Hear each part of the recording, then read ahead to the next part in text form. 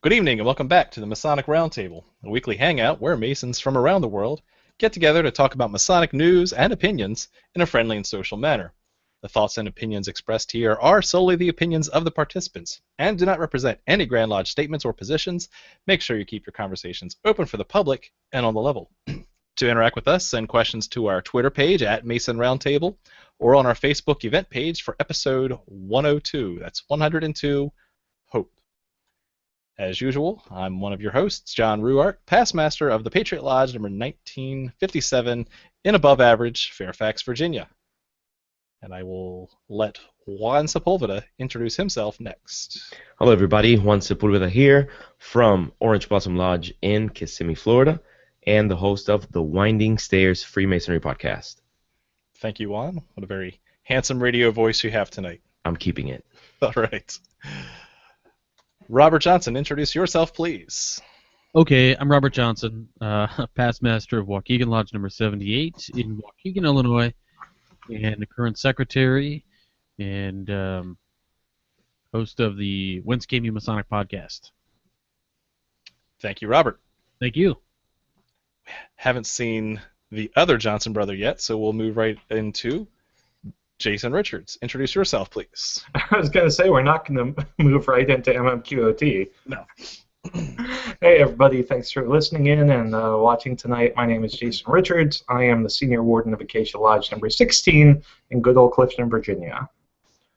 All right. Thank you, everyone. Maybe we'll see Nick make an appearance sooner or later. Now, Juan, what is going on March 19th of this year? Make sure you unmute yourself. There you go. Absolutely nothing. My dear brothers, on March 19, all brothers are summoned, all of them, from all jurisdictions around the globe, to come and meet the Knights of the Masonic Roundtable. For the first time ever, all 5 participants of the Masonic Roundtable will make their way up to one single location to spread light in Masonry. We hope to see you there. This will take place on the Academy of Masonic Knowledge in Pennsylvania. Details are going to be available on our Facebook page, so go to facebook.com/the Masonic Roundtable. You can also find them at theMasonicRoundtable.com. And a lot of brothers have already expressed that they will be meeting us there, and if you're within an hour, a couple of hours, and you can come and meet us, we would love to see you. We definitely love to see even 7 hours. Yeah, we have brothers that are flying. Come down from Ohio. Yeah. We got some guys driving down from, I believe, Massachusetts, too. Yep. Mm-hmm. This is going to be bigger than the UGLE Tricentennial. Mostly because the UGLE isn't inviting anyone to their tricentennial, and they don't know what they're doing. And we're inviting everyone. So come make this. This is really the 299th anniversary and a couple months celebration. And we want you all to share it with us. It's going to be a great day. We're going to have so much fun, and the presentations are going to be spectacular. Hashtag bigger than UGLE. Boom. I love it. Better branding, too. Yes, indeed. Quick, we need a logo. Next on Masonic News, in case you haven't heard, this has blown up in the past 6 hours on Facebook and all the other Freemasonry groups, where the FBI has arrested a Milwaukee man who planned a mass shooting at a local Masonic temple. There's not a whole lot of information that's come out yet about this. It's hot off the press. But apparently they actually have text of 2 informants. So there are 2 sources, CS1 and CS2, who had Arabic conversations with this gentleman. Apparently he had toured this yet named Masonic temple in Milwaukee, was kind of checking things out and kind of scoping the place out, and then decided to talk with these informants to get guns and describe how he was going to carry off the attack. So much, in fact, that he detailed he wanted to know if he killed 30 people, he would consider that a success. how he was going to cover the entrances and exits. It's a very detailed account of what he had planned on doing. Yeah. What do you guys think about this? This is pretty messed up. Yeah, it is messed up, and we appreciate that the FBI was on top of it and keeping close tabs on this individual. One thing that a card that people would use is that this man was insane. And, I want to make it a personal point. Like, this is not always tied to insanity. This is many times tied to ideology, misconceptions about things. As a matter of fact, the man who was thinking of perpetrating this act expressed that the Masons are in support of Israel and also in support of global domination.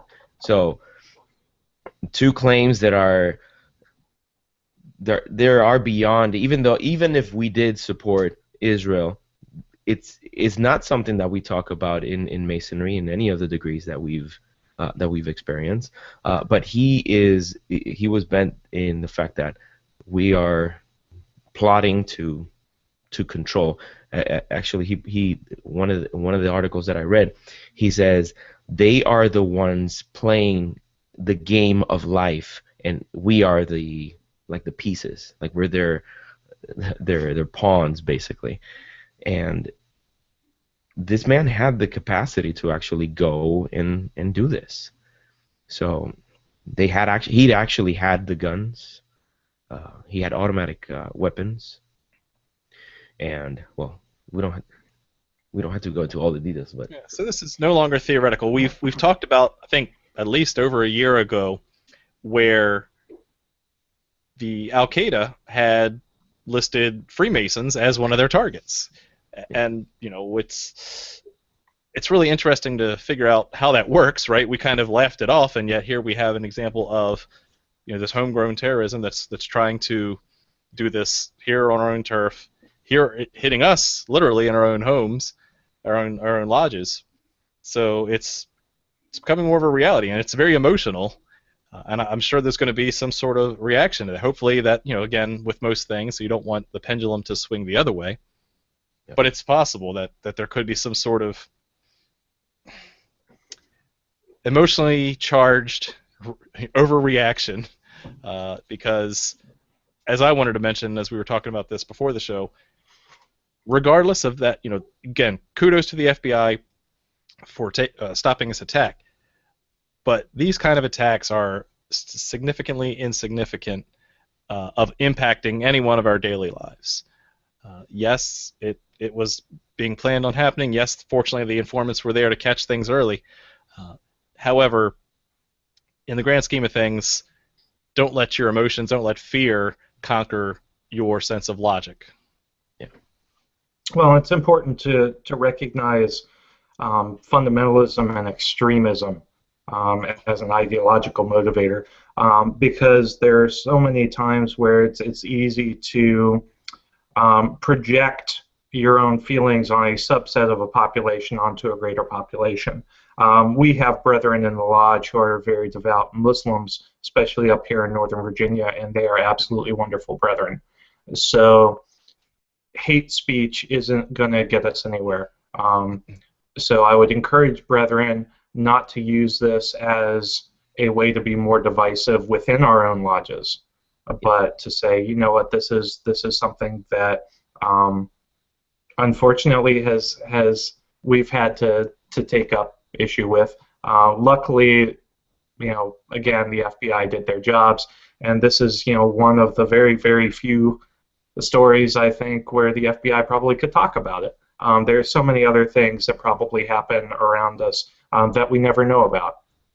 Yes. So just keep your head together. And don't use this as a springboard like Juan did to talk about guns in the lodge. What do you think? What do you think, Juan? Should the Tyler have a gun? Well, since you put me in the spot, Sorry. What I believe and this is a personal conviction, and the conversation is heating up right now at the Winding Stairs Freemasonry group So, if you have something to say for the people listening, you can go to the group and share your opinion there. But I personally think that before the Tyler's tool or his jewel, before it was just a symbolic implement, it had a function. It had a real function. I mean, our fraternity at one point needed the protection, preventing people from coming in, not just to come in and listen. If there's any animosity or anything like what we see today.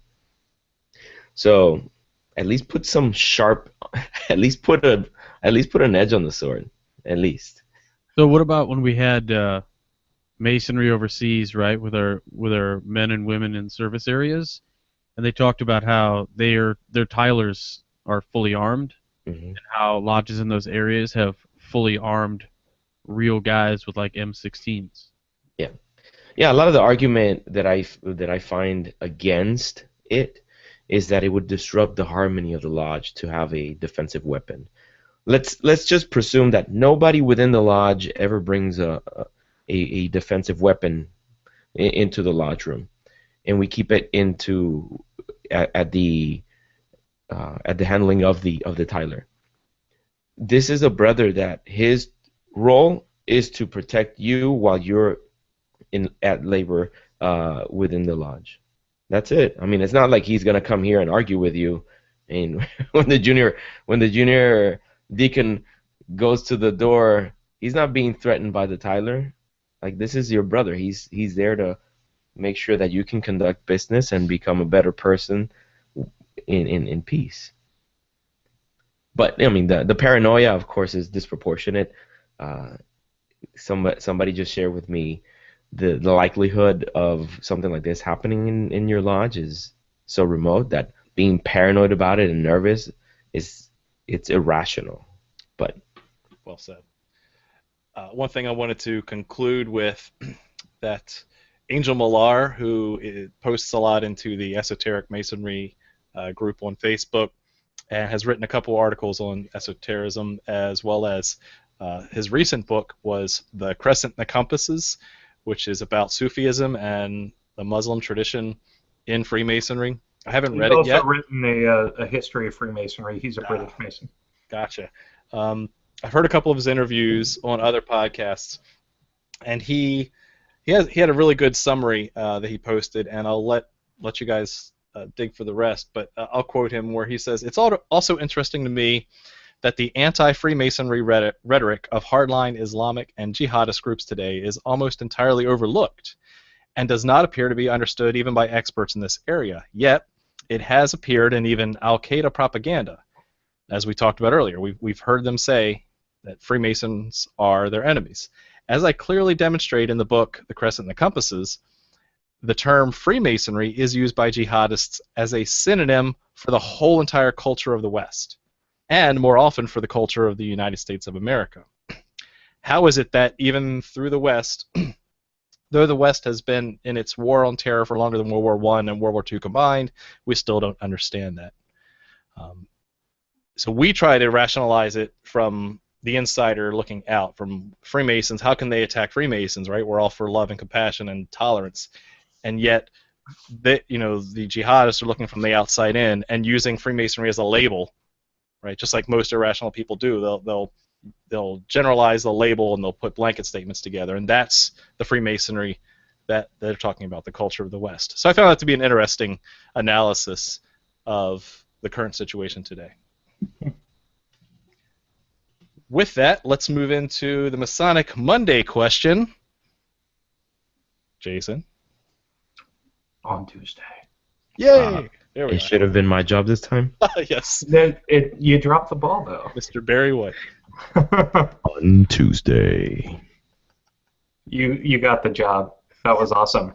Okay, hey, today's MMQOT. So we're going to go into the answer for last week, the week of January 11th, 2016.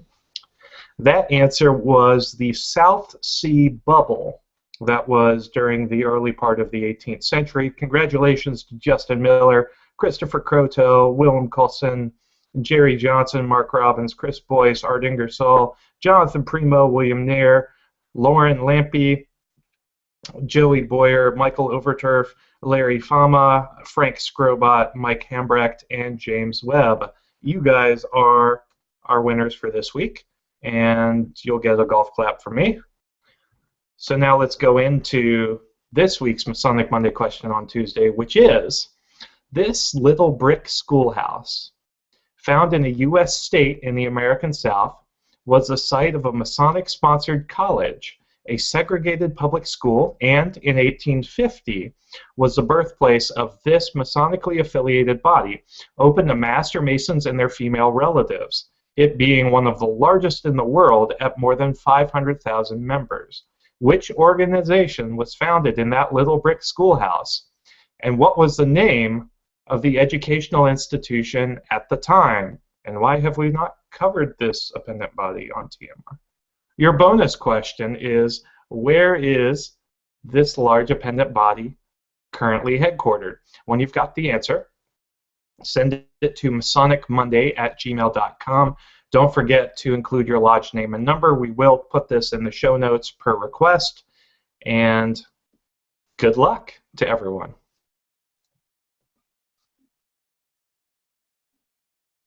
I'm done. Oh, and John's mic has completely fizzled out. So, this week we are going to go talk about the second of the theological virtues, which is the virtue of hope. And John's back. You can take the reins back over. Thank you for vamping. I appreciate that. Again, part 2 of our 3-part series on the theological virtues. These are not temperance, fortitude, prudence, and justice. We've transitioned to faith, hope, and charity.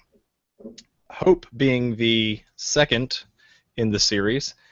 We talked about faith last week. Just a little quick recap.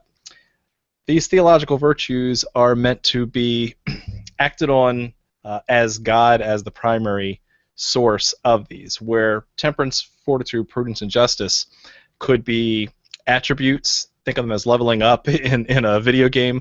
You can take those attributes and with habit and with practice, focus on those and improve on those. You can also do the same with faith, hope, and charity. However, using the things outlined by Paul and then elaborated on by St. Thomas Aquinas, the theological virtues have to be endowed first by the Creator. So, in other words, you can't have faith until there's this blessing upon you to receive faith, to have faith in a Creator. Sounds very circular. I'm still wrapping my head around it. But after you have faith, next in the progression is hope.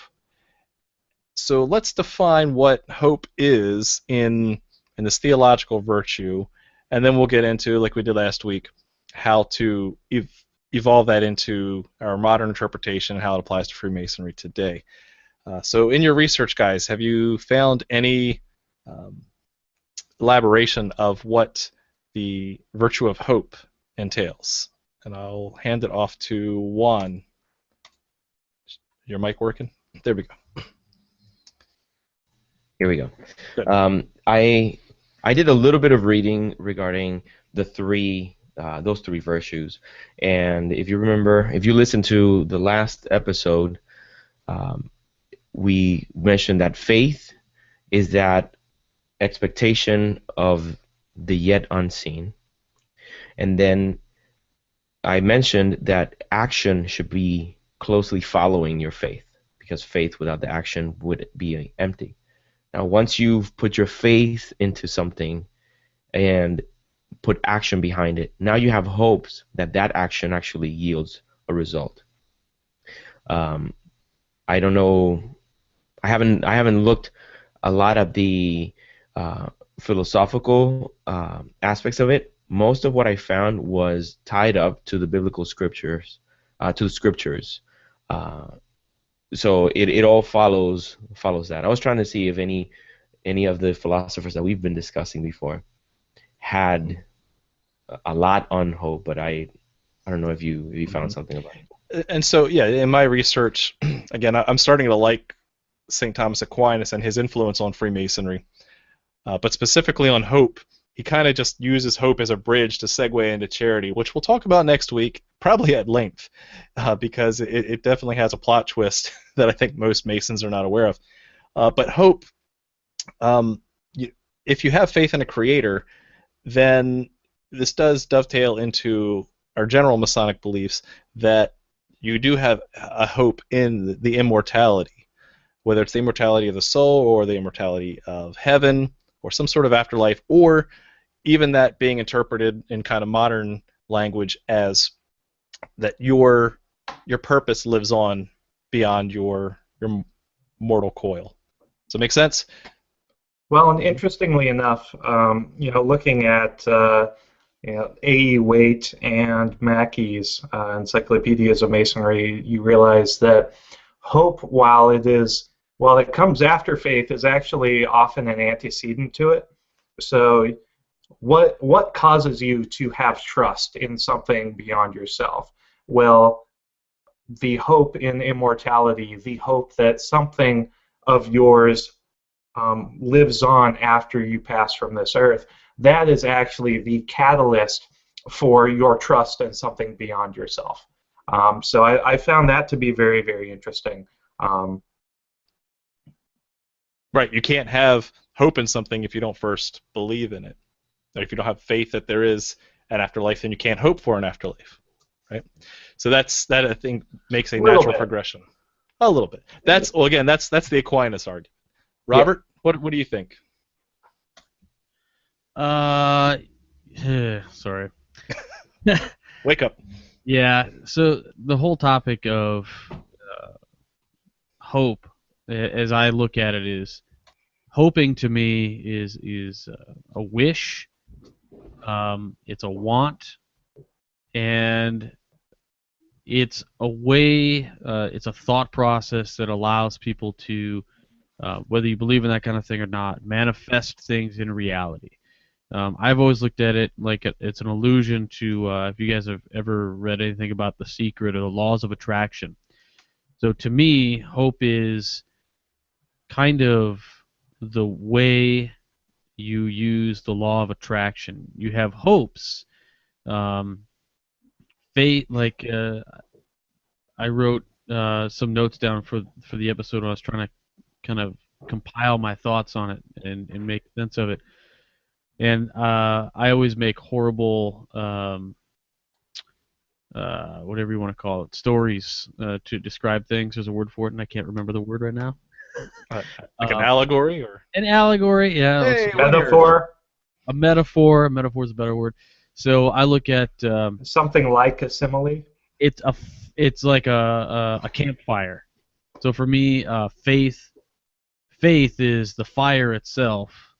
The wood for the fire is knowledge, which supports your idea, and hope is the action of putting the wood in the fire. It makes sense to me. It might make sense to you, but to me, hope is something. They go hand in hand. So, like in Mackey's Encyclopedia, he really makes reference to you can't have one without the other. I think you can, but I don't. It's very easy to blend the line and not see how faith is different than hope and vice versa. Mm-hmm. Yeah, so I've got Mackey's up here where he talks about hope. Mackey's Encyclopedia of Freemasonry, that is.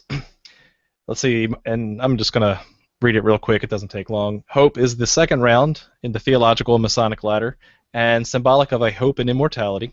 It is appropriately placed there, for having attained the first, or faith in God, we are led by a belief in His wisdom and goodness to the hope of immortality. This is but a reasonable expectation. Without it, virtue would lose its necessary stimulus, and vice its salutary fear. Life would be devoid of joy, and the grave but a scene of desolation. The ancients represented hope by some symbols, right? We'll talk about that later. So that's where he's going as, again, hope, the natural progression of your faith. Yeah, in segueing on the topic of faith, one of the notes that I had was regarding the hope in the faithfulness of God. Regardless of what your belief is where you would have in your sacred scriptures some promises that would support your actions. So if you do X, you would get Y. And you have the hopes that if you believe in those promises by faith, you believe in them, and then you support that by the hope that they're going to materialize, then you're able to move through. And this kind of makes me think of the topic of leadership. Let's say, for example, you were to have you're at the helm. Let me talk to the brothers that are in leadership positions within the lodge. For years, you've had poor attendance, decline in membership. You've had all these negative things happen. Everybody keeps on reminding you, and now you're poised to be the worshipful master in the East for the next year. Now the fright comes in because you have all these plans that you want to execute during your year, and everybody who has been in that chair tells you, just pick one thing, limit yourself. You can't do it all, right?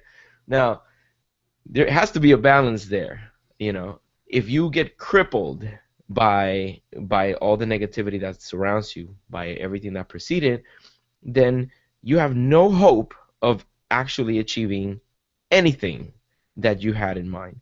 So you need to have, in order for you to have that, let's call it the I want to say morale, but it's not morale. Yeah, the morale. You need to have that morale, that hope that your efforts, that your faith and your actions are going to actually yield a result. So, by the same token, if we have a leadership position in anywhere else, if we don't have a hope and that things are going to come out the way that we come in losing. Like, we don't even have a chance to achieve anything from the get-go. So I see hope. If you rely too much on hope, then you're hopeless. So that there has to be a balance. And I'll give you very quickly the example of me as an artist. I'm a very optimistic, and I'm a dreamer, and I dream big, and I go for big stuff. Many times I rely too much on that optimism, that, this is going to work, and I believe things are going to work, and then at the end they fizzle into nothing. And that completely takes a toll on my hope for the next project. I like the way you translated that to your vocation, right? I could also see hope with any of our activities that we do or plan for, that there's the way we want it to go and the way it actually goes, right? Yeah. Planning a lodge is a good example where you hope that your officers are going to do this. Remember, this is as I've been often reminded, this is an organization of volunteers, right? So while it sounds good in your head and on paper that, I hope we can organize this event, I hope we can do this charitable thing, often hope without execution is a hallucination. Hope itself, there was a quote, it says, it's through hope that the world survives. And what I was talking about earlier is hope being the action. That's it, is hope is the action. So if you don't have action, nothing comes to fruition. So you want to pull the thread on that? Because I am jazzed. I would love to talk about positive attraction. You want to roll with that? Yeah, so that's what I was kind of alluding to earlier when I was talking about the law of attraction, right? Good stuff. So the law of attraction states that if you think it and you put it out there in the physical world, and the only way you can do that without magic is essentially, abracadabra. I speak as I create, or I create as I speak. You're putting out a vibration into the world. Everything subatomic level, string theory, everything's vibrating strings. You're putting it out there in a physical form that the universe recognizes, and it will answer you in turn, right? So if you ever read the book The Secret, it's about the law of attraction. There was a story in there about this guy. This guy, very quickly, the story is, guy wants to write a book. He takes a $1 bill and he writes 6 zeros on top of it with a Sharpie marker, and he pins it to his ceiling. So every day when he wakes up, he looks at a fake $1 million bill. He said, 1 year from today, I want to wake up and I'm going to have $1 million in my bank account from book sales. And a year from the date he put that up on his ceiling, he had $1 shy of $1 million in his bank account. That guy is the guy who wrote the Chicken Soup for the Soul books. You know, so there's all kinds of brilliant things that go along with it, but it's through this hope, this action, this positive affirmation, the ideas of that will bring things in.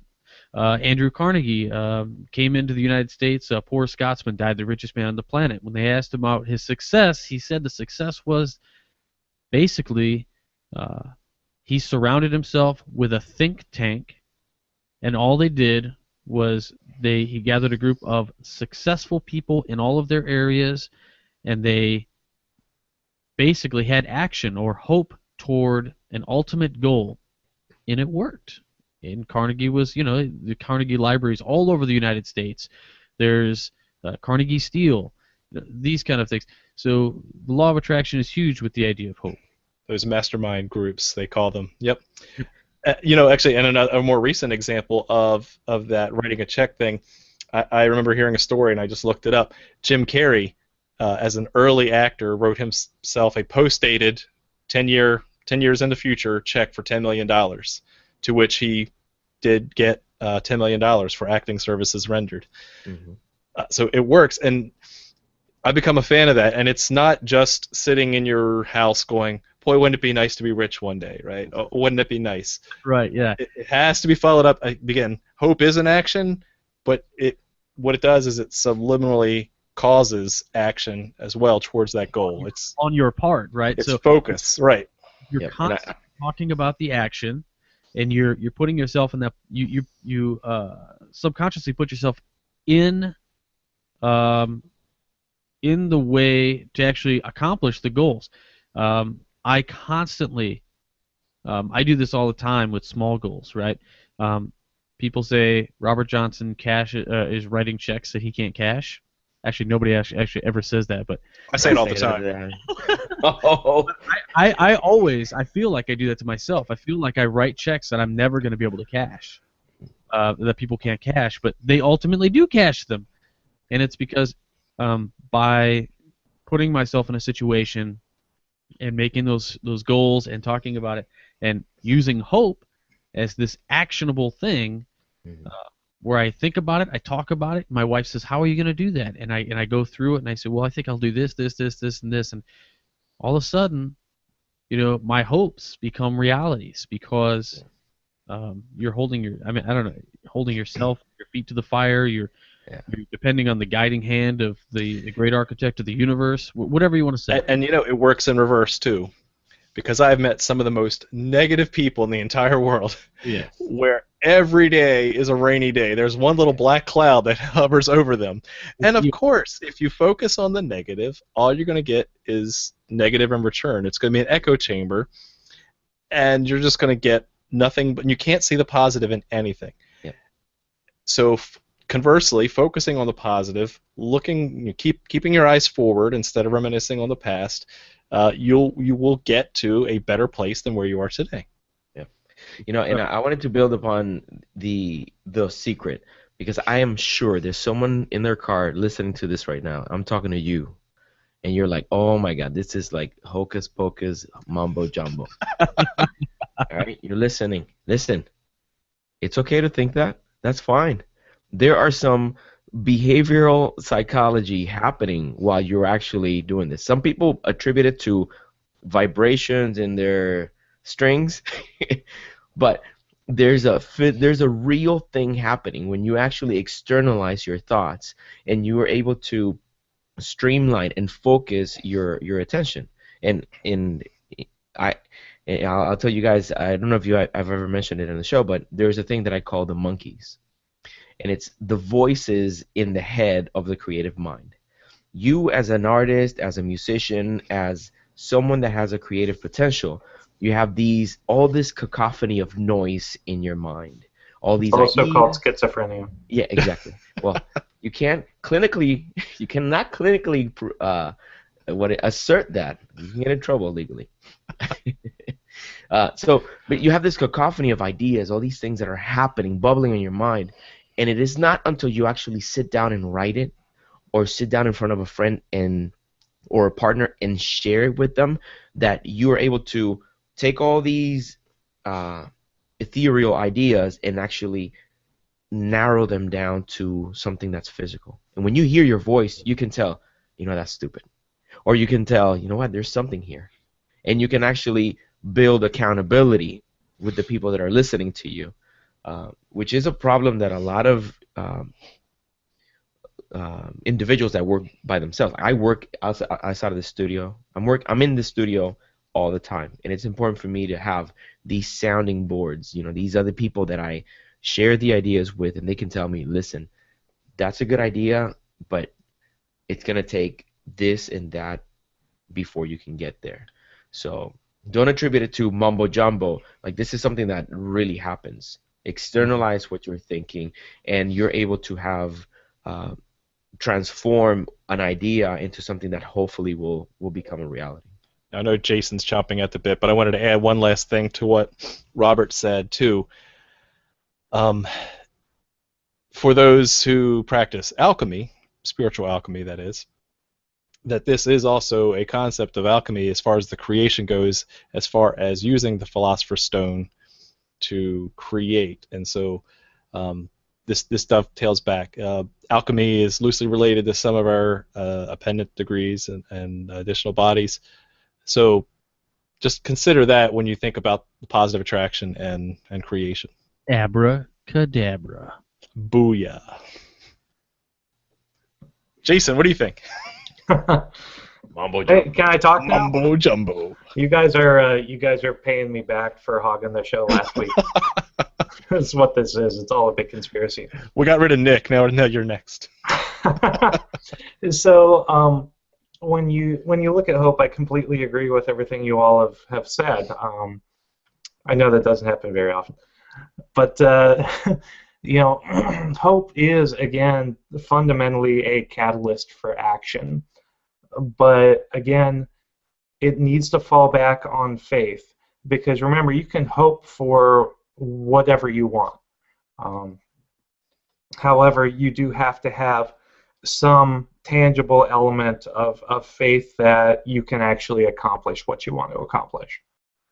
Because otherwise, I could hope to have $50 million by tomorrow. However, I do not have faith in that occurring.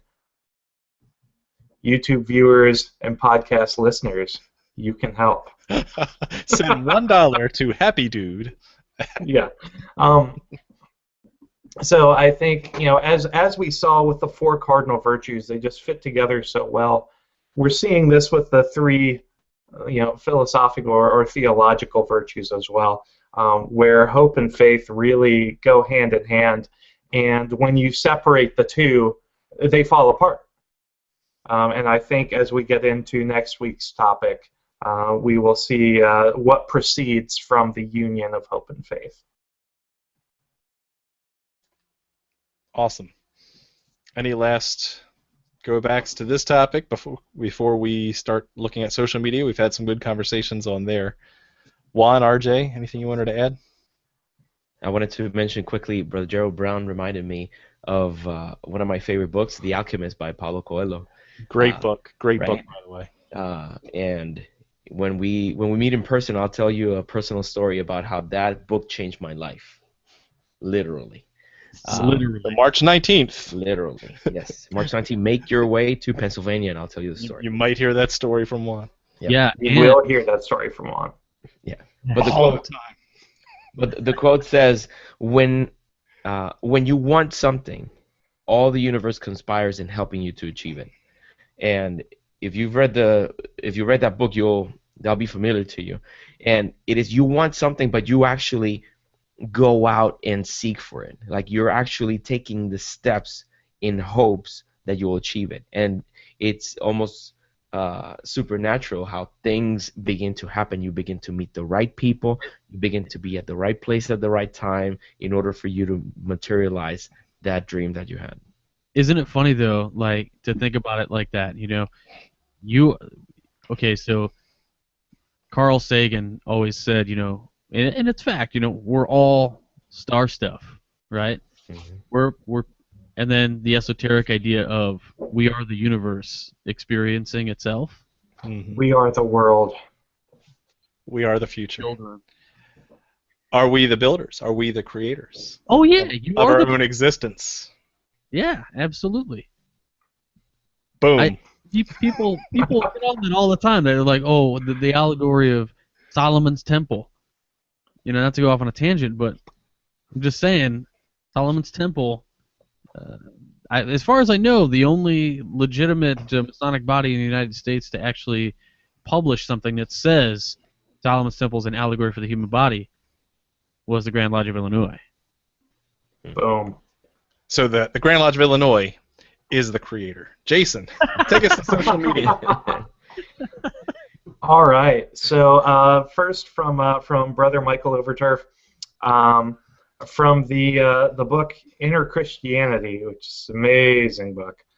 Faith is the evidence of things unseen. Hope is the thing we can envision no matter how far off. Hoping to pass a test, hoping she says yes, hoping that the baby is healthy. We get very good at hope early on. And I think part of that is a recognition that there are things in this world that are out of our control. Mm-hmm. I mean, it's a fundamental human condition. Everything we do, almost everything we do, is that doesn't relate directly to ourselves, is out of our control. Is hope ultimately selfish?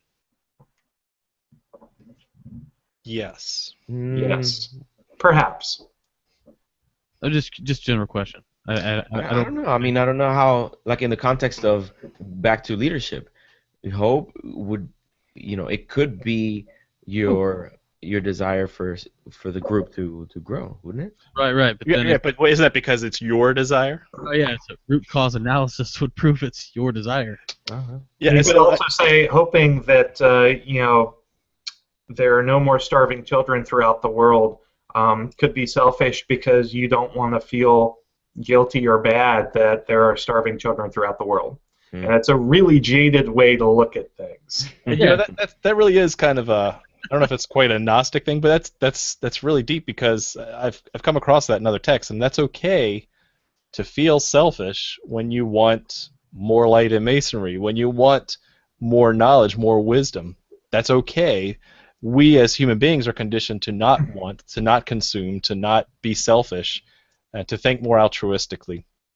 But you'll find in other readings that is an okay thing. It doesn't mean it's great. Obviously, that can be taken to excess, but it's okay to be selfish in terms of the greater good. Yeah, we're externally and artificially conditioned to be selfless, but it's not natural to our nature. Right, and that's one of the things the first things they teach you in the Kabbalah is that you are there to receive the inspiration from the Creator, and so you have to be selfish to want to receive the divine presence. I like it. Jason, what else? So I'm going to read this from Gerald Brown just because Emily Dickinson is awesome. He said he posted a poem about hope by Emily Dickinson.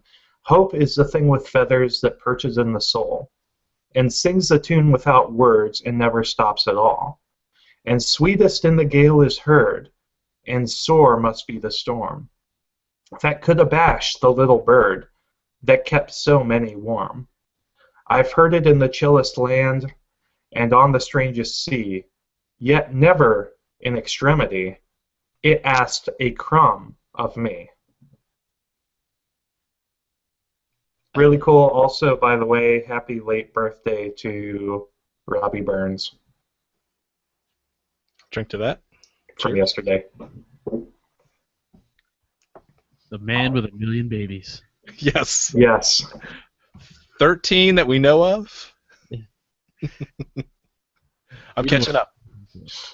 So, and Brother Mike Humbrecht from Ohio also posted a giant steaming paragraph which I will not summarize here. So go take a look at it on the Facebook page. Good stuff. And Taylor Kleineck, also from Ohio, has asked whether or not the theological virtues are also known as the 3 great articles of Noah. So I caught that and prepared an answer. So good Sweet. catch. The best I could find is some Catholic texts which relate the 3 articles of Noah to the Masonic concept of our duties toward God, our neighbors, and ourselves. Interesting. Right. So before they list, there's the Noahide or the Noahite idea within the Scottish Rite, and perhaps maybe even there is an AMD degree that deals with Noah as well, but I've never seen it or even read it. There's that whole idea that the idea of Noah had these Masonic tenets, and he was actually before Solomon's temple. He was the first. So it's interesting. And if you come to Pennsylvania on 19 March, We insist.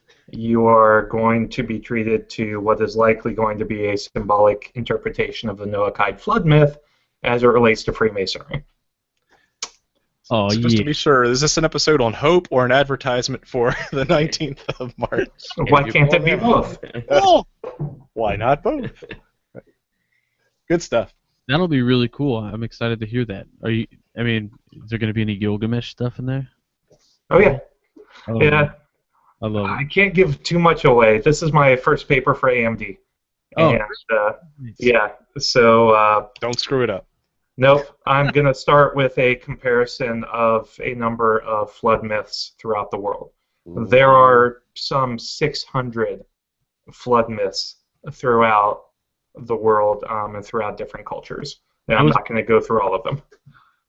That's awesome, Jason. Number 1. Yes. And the biblical flood myth, as passed down by Moses, that's where we got it in the Old Testament, wasn't the first. Of course not. Of course not. Yeah. So anyway, let's get back to social media. Well, we have Rick Hyde writing to us in his sleep. Good night, buddy. Yes.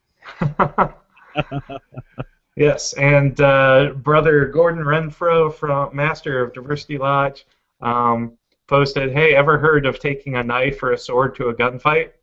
I bet you know who would lose." In reference to our question about should Tylers be armed. I was trying to find a picture of a sleeping Tyler, but I couldn't find a good one. That would have been great, because that's the guy you want guarding the door. Is there a cryptic council degree? Yes, yes. You have to go through cryptic masonry to hear about that. That's an inside joke, but you got to join to go Yep. to get the joke. Right. Sorry about that, guys. John's sporting the color too. Purple. Ooh, purple. That's about all we've got for social media tonight, John. Awesome. Good discussion, guys. Yeah. Kind of went everywhere, but it was awesome stuff. So let's start wrapping up, starting with Juan Sepulveda. Bring us home. Okay, I couldn't tell if I was moody or not. You mentioned that the conversation went everywhere. If we were to have this conversation about hope or charity or faith or the liberal arts, it would have gone everywhere. This is what we want to encourage brothers to do. While you meet with brothers at Lodge, make the time that you spend with them fruitful. Spend that time discussing things about Masonry, questions you might have. If, let's say, for example, I know this rarely happens, but let's say just for example, the meeting consists of only minutes, correspondence, and bills. Let's just pretend. Hypothetically. Just make sure that the time that you spend before the meeting and after the meeting is not about weather or traffic. Make sure that the time that you spend with your brother sitting across the table and discussing things that are going to help you get what you came into Masonry for. So I hope that you take this to heart, and when you go to Lodge next time, even if someone asks you, how did you get here? Wasn't traffic horrible on I-4? Stop them or find a segue and bring the conversation back to something meaningful that's going to help you take the steps to become a better man in Masonry. Brothers, If you want to learn more about Freemasonry, especially I have a conversation with Brother Robert Hurd where we talk about the origin of the traditional observance movement. Check out episode 35, which goes live tomorrow. And episodes are going to come in a more frequent basis, and I want you to hold me accountable to it. I'm hoping that I'm more frequent, but I have faith in you that you're going to take action to hold my feet to the fire and make it happen. So thank you very much for listening to the Masonic Roundtable, and make sure you participate, brothers. We don't do this in an echo chamber. We want to hear your opinion, so go to themasonicroundtable.com. Thank you, brothers. Thank you, Juan. I'm setting up my podcatcher right now. Do it. Robert, speaking of podcasts, what do you do? Hey. All right. So we talked a little bit about the negativity. John spoke on something very important that to be honest, I'm a little bummed I forgot to even mention, really. And it does go both ways. And there's two good quotes about hope, and they're on the opposite spectrum. So here's a negative, kind of a negative quote about hope, right? This is by Robert G. Ingersoll, and he said, "Hope is the only universal liar who never loses his reputation for veracity." So it's kind of interesting. I mean, it's negative in a way, but in another way, he's saying nothing you can hope is too outlandish, but he also calls it a universal liar, which is interesting.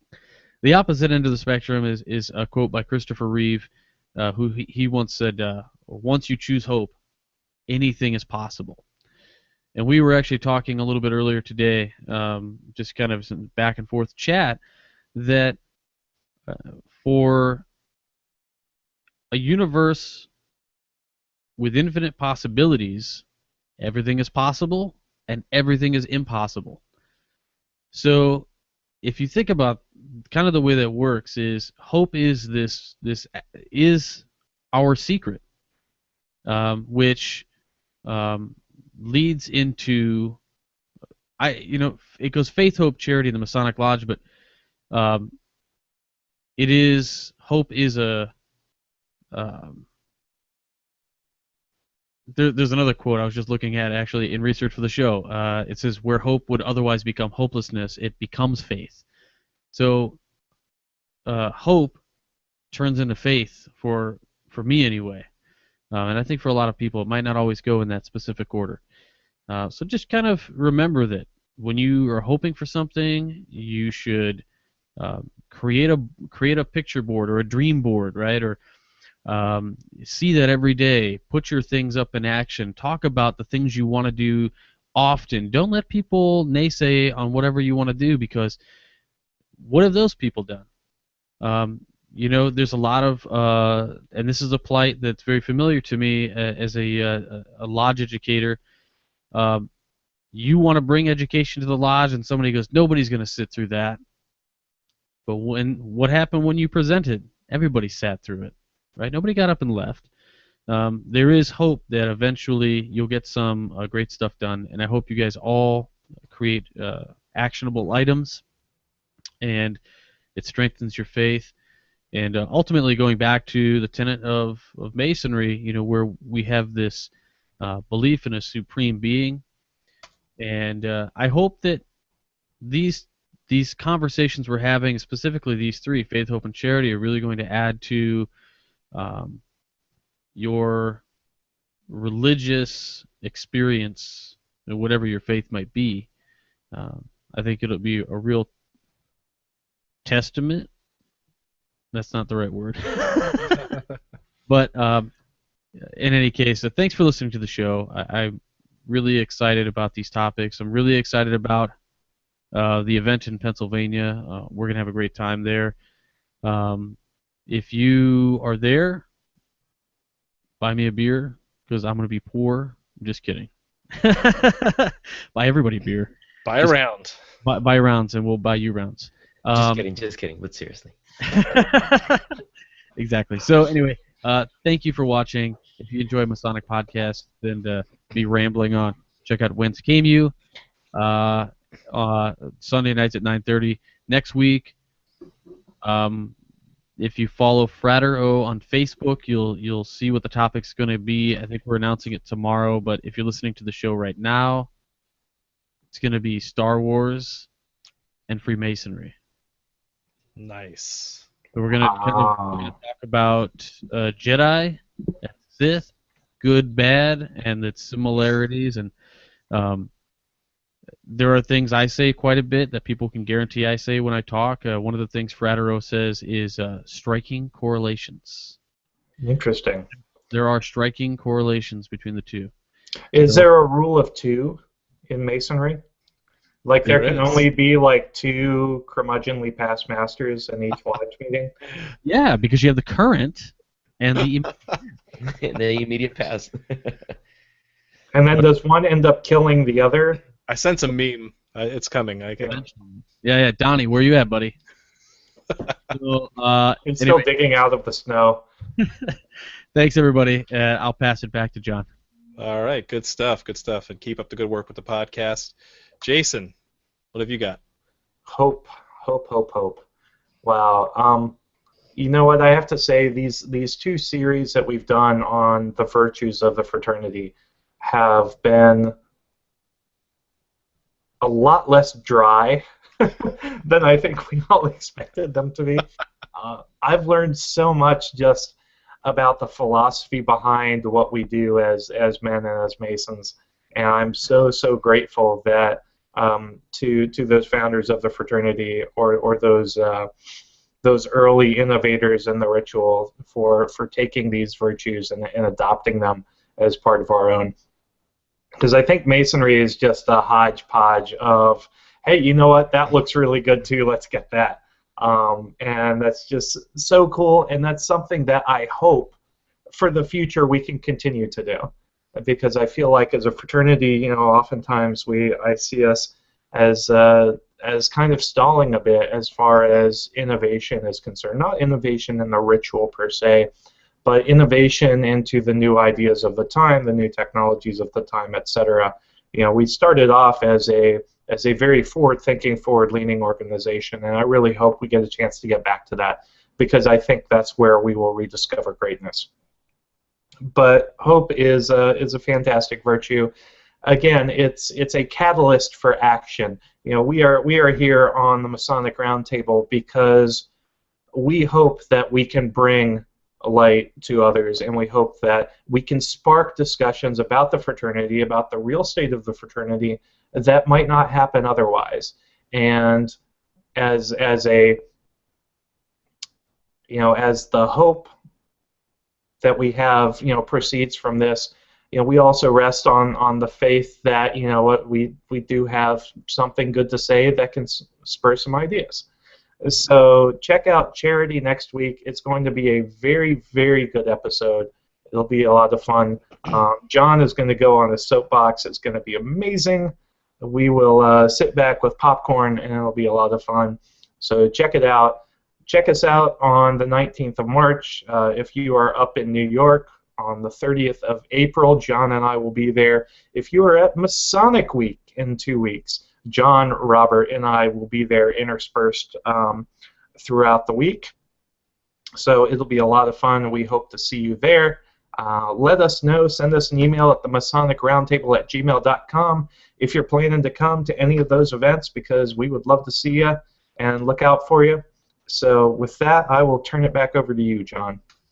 Thank you, Jason. I think you've got that just about all covered. So the last thing I'll say is, if you like podcasts, we hope you will support us. We are user-supported. We don't run ads or anything. So go help us out by going to theMasonicRoundtable.com and buy a pin for now. We've got some other good ideas cooking, and we'll also have some to sell at any of our events that we've talked about previously. So thank you very much for watching tonight. We hope you've enjoyed the conversation, and keep searching for more light. Have a good night.